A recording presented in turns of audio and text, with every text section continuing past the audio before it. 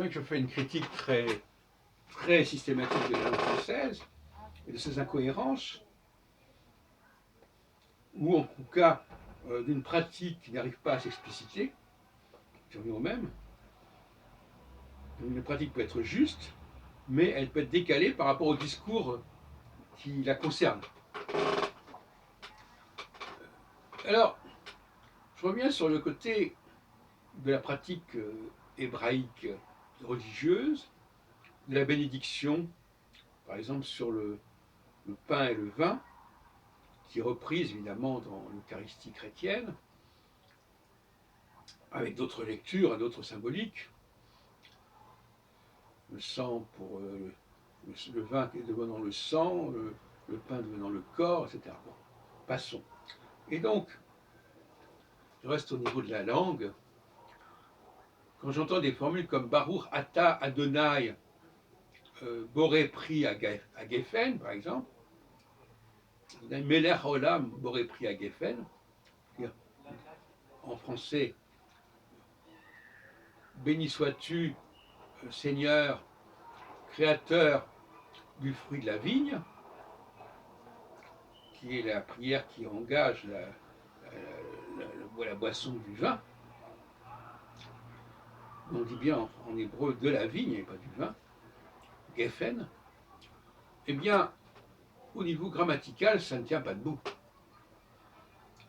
Parce que Baruch, qui veut dire béni, on trouve d'ailleurs dans l'arabe baraka, Baruch, bracha aussi, bénédiction.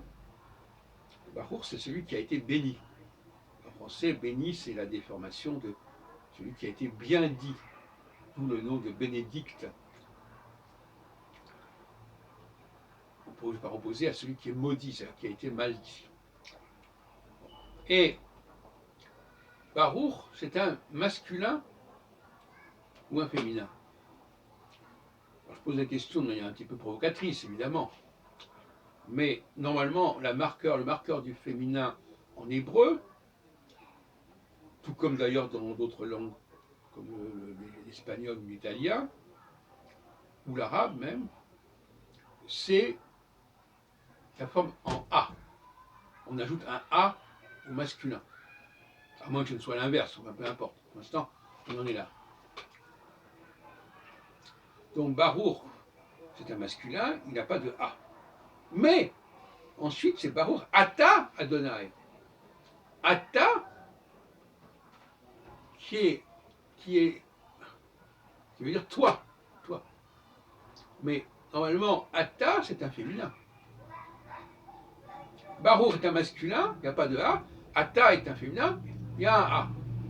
Comment peut-on dire à Dieu, béni sois-tu, béni au masculin, et tu au féminin?